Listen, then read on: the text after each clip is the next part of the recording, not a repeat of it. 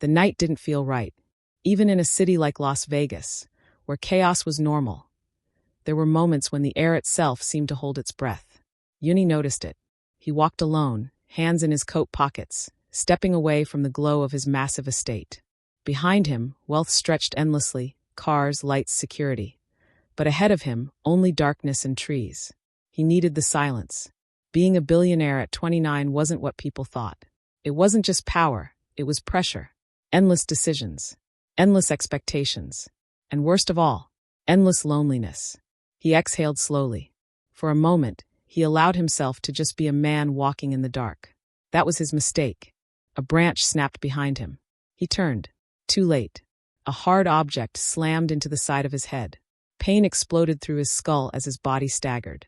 Before he could react, another figure lunged forward, grabbing his coat and driving a fist into his stomach. Air left his lungs instantly. He dropped to one knee. "Rich boy picked the wrong night," one of them muttered. Hands grabbed him, rough and aggressive. They didn't hesitate. They knew exactly what they were doing. His watch was ripped off. His wallet gone. Phone gone. He tried to fight back, but his vision blurred. The world spun violently. "Should we?" One of them started. "No time. Dump him." A shove. A fall. And Yoonhee's body disappeared into a pile of garbage and discarded waste at the edge of the road. The world went black. Hours passed. The city moved on. No one noticed. Except someone who lived where others refused to look. Mana moved carefully through the shadows, her steps light but intentional. At 23, life had already taught her things most people never understood. Hunger. Rejection. Survival. She wasn't walking for exercise. She was searching. Food. Her eyes scanned every corner. Every discarded bag, every container, every overlooked scrap. Then she saw it. Something out of place. A shape. Not trash. A body. She froze. Her instincts screamed at her to walk away. Trouble meant danger. Danger meant risk. But something held her there. Slowly, she stepped closer. Her breath caught. A man lay there, barely conscious, blood dried along his face, his clothes expensive but ruined. He didn't belong here. "Hey," she whispered. No response. Her heart pounded harder. She checked his pulse. Weak, but alive. She looked around. Empty street. No help. No time. She swallowed her fear. "You're not dying here," she said quietly. What followed wasn't easy.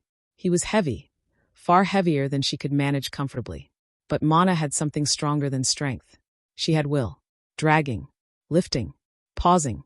Breathing. Step by step, she pulled him out of the garbage and toward the street. Her arms trembled.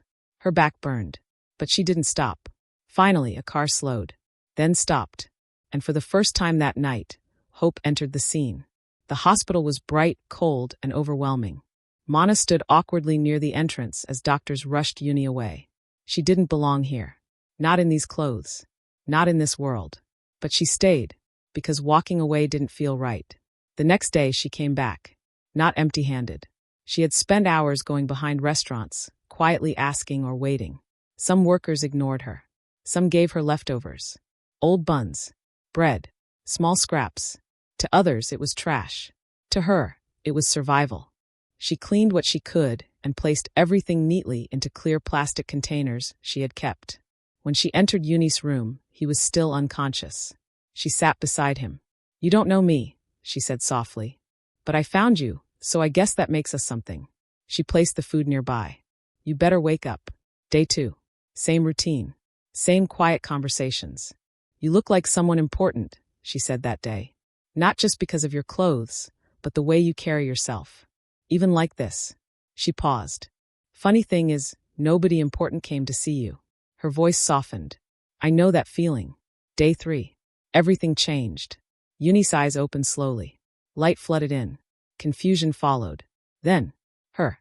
Mana leaned forward slightly, surprised. "You're awake." He stared at her and smiled faintly. "My wife." The words hit her like a shockwave. She froze. "What?" "My wife," he repeated, more certain this time. She studied his eyes. No recognition. No clarity. Just belief. Her stomach tightened. He had lost his memory. She knew it instantly. She had a choice. Correct him. Or stay. She looked at the empty room. No flowers. No family. No visitors. Just her. Her voice came out softer than she expected. I'm here. From that moment, everything changed. Yooni recovered quickly physically. Mentally, he was starting over. And in his world, Mana had always been there. When he was discharged, he didn't question anything. Let's go home, he said naturally. Home. The word didn't mean much to Mana anymore. Until now. His house was beyond anything she had imagined. Huge. Silent. Perfect. She hesitated at the entrance. I don't think I should. You live here, Yooni said simply. No doubt. No hesitation. So she stepped in. Living together felt strange at first. Mana didn't know how to act like someone who belonged there. She moved carefully. Spoke less. Observed everything. But Yooni made it easy. He treated her like she had always been part of his life. They ate together. Watched TV. Talked. Laughed. And slowly, something real began to grow. Not based on truth. But not fake either. Mana started changing. Not just her clothes. Not just her environment. But her mindset. She started cooking. Cleaning. Taking care of things. Not because she had to, but because she wanted to. For the first time in years. She felt needed. But not everyone was happy. Beyoncé had worked closely with Yooni for years. She knew everything about him. His business. His habits. His life. And she had plans. Big ones. Hearing about his memory loss didn't scare her. It excited her. Opportunity. The first time she visited, she walked in confidently. Yooni, she said warmly. He looked at her. Polite. Confused. I'm sorry, do I know you? Her smile faltered slightly. It's me. He shook his head. My wife is at home. That stung. Second attempt. Different tone. More emotional. Same result. Third attempt. More aggressive. Yooni's patience snapped. Stop, he said firmly. I don't know what you're trying to do, but it won't work. That's when her expression changed. No more pretending. If she couldn't replace Mana, she would remove her. The night was quiet again.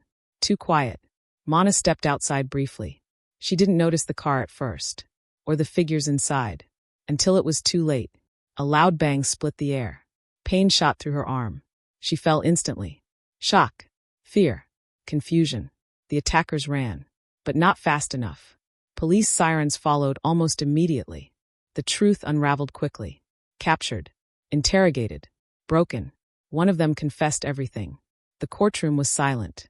Beyoncé stood still. But her plan had collapsed completely. Guilty. Life sentence. Weeks later, calm returned. Yooni stood by the window deep in thought. Mana walked in slowly, her arm healing. You're thinking again, she said. Yeah. He turned to her. I still don't remember my past. She nodded. I know. But I remember how I feel now. He stepped closer. You stayed when you didn't have to. She held his gaze. I wanted to. He smiled slightly. Then maybe I wasn't wrong. About what? When I called you my wife. Her heart skipped. He reached for her hand. Because now, I don't want it to be a mistake. A pause. A real one. Marry me for real. Tears filled her eyes. Not from pain. Not from fear. But from something she hadn't felt in a long time. Belonging. Yes.